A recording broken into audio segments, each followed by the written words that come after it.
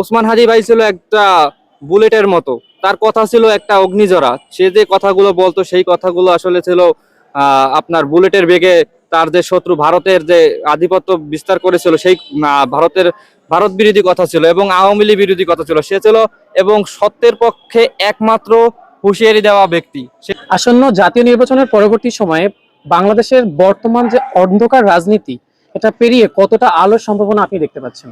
আসলে বিষয়টা স্পষ্ট করতে গেলে আমার মনে হয় যে বিগত যে ফ্যাসিস্ট সরকার ছিল, ফ্যাসিস্ট সরকারের আমলে যে যারা 17 বছর যে রাজনীতি করছে সেটা ছিল টোটালি নোংরা একটা রাজনীতি, যেটা পেরিয়ে আমরা জুলাই আগস্ট পেরিয়ে এসেছি এবং আমরা নতুন করে নতুন স্বাধীনতা ছিনিয়ে এনেছি।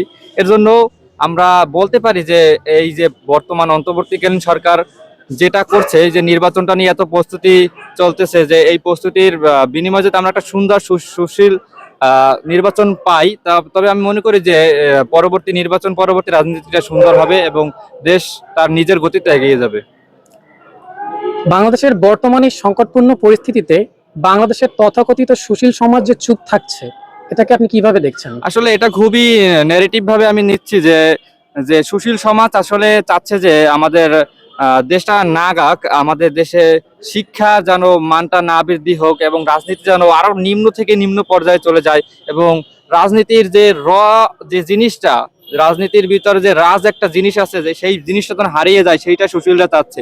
এবং আমাদের দেশের ভিতরে অভ্যন্তরীণভাবে একটা কলহ সৃষ্টি করার জন্য তারা উঠে পড়ে লেগেছে এবং নির্বাচন বানচাল করার চেষ্টা করছে। অথচ সুশীলরাই আজকে আমাদের দেশকে নিয়ে বিভিন্ন প্রশ্ন তুলছে, কিন্তু তাদের মানে প্রশ্নটাই হচ্ছে টোটালি উল্টাপাল্টা প্রশ্ন, যে তারা রাজনীতি আহ পুরো পুরো দেশটার রাজনীতিটাই বানচাল করে দিতে চাচ্ছে তারা আসলে।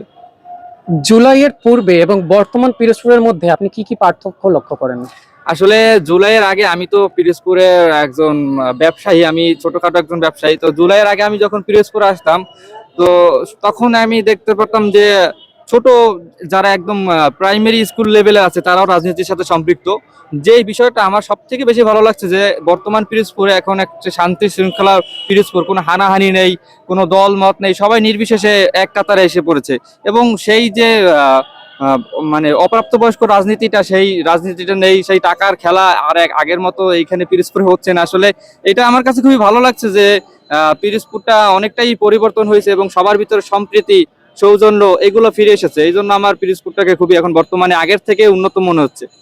শহীদ ওসমান হাদির মৃত্যুর ঘটনার পরপরই আমরা সারা বাংলাদেশে আরো কয়েকটি গুলিবিদ্ধ হওয়ার ঘটনা দেখতে পেরেছি। এটা সম্পর্কে আপনি কি বলতে চাচ্ছেন? আসলে ওসমান হাদি ভাইয়ের কথা যেহেতু আসছে, সেহেতু আমি দুঃখ ভারাক্রান্ত মন নিয়ে বলবো যে ওসমান হাদি ভাই ছিল আমার একজন আইডল হিসাবে। আমি তাকে আইডল মানতাম, কিন্তু ওসমান হাদি ভাইয়ের যে বিষয়টা সেটা অন্যান্য সকল বিষয় থেকে আলাদা। ওসমান হাদি ভাই ছিল একটা বুলেটের মতো। তার কথা ছিল একটা অগ্নিঝরা। সে যে কথাগুলো বলতো সেই কথাগুলো আসলে ছিল আপনার বুলেটের বেগে তার যে শত্রু ভারতের যে আধিপত্য বিস্তার করেছিল সেই ভারত বিরোধী কথা ছিল এবং আওয়ামী লীগ বিরোধী কথা ছিল। সে ছিল এবং সত্যের পক্ষে একমাত্র হুঁশিয়ারি দেওয়া ব্যক্তি। সে ছিল, তার কোনো শত্রু থাকতে পারে আসলে আমি এটা ভাবি নাই যে তার কোনো ব্যক্তিগত জীবনে কোনো শত্রু বা রাজনৈতিক জীবনে কোনো শত্রু আছে। তার মতো একটা মানুষ আসলে হয় না। সে ভারতীয় আধিপত্যের বিরুদ্ধে সবসময় লড়ে গেছে এবং আমি চাই যে ওসমান হাদি ভাইয়ের মতো আরো অনেক ওসমান হাদি তৈরি হোক। ওসমান হাদি ভাইয়ের সাথে অন্য কাউকে মিলাবো না আমি, কারণ ওসমান হাদি ভাই ছিল ওয়ান অ্যান্ড অনলি বাংলাদেশের গ্রেটেস্ট ম্যান। আর সে সারা জীবন বাংলাদেশ কেন ইতিহাসে সারা জীবন থাকবে ওয়ান ম্যান আর্মি হয়ে। তার সাথে আমি অন্য কাউকে মিলাতে চাচ্ছি না আসলে। আচ্ছা, আমার এই এই বিষয়ে যে প্রশ্নটা ছিল সেটা হচ্ছে যে এই যে সকল ঘটনাগুলো ঘটছে, সেগুলোকে কি আপনি একই সুতায় গাঁথা মনে করেন? আসলে আমি এগুলো একই সুতায় গাদা মনে করব না। আসলে আমাদের সময় বিভিন্ন প্রেক্ষাপটে বিভিন্ন ভাবে এই এই আলো ঘটনাগুলো ঘটছে।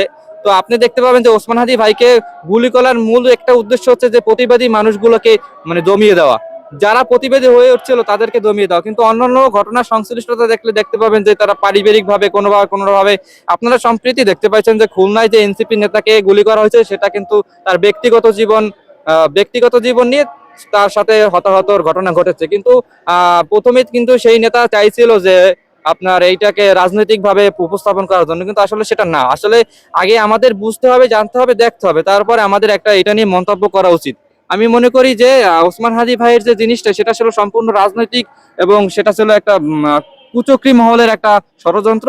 কিন্তু অন্য সব বিষয়গুলা হতে পারে রাজনৈতিক ভাবে, কিন্তু আমার দৃষ্টিকোণ থেকে যে বর্তমান সাম্প্রতিক সময় যে ঘটনাগুলো ঘটছে এগুলো ওসমান হাদি ভাই থেকে একটু ডিফারেন্ট। শুধুমাত্র ওসমান হাদি ভাইটা রাজনৈতিক প্রণোদিত ভাবে করা হয়েছে আমি বলে মনে করি।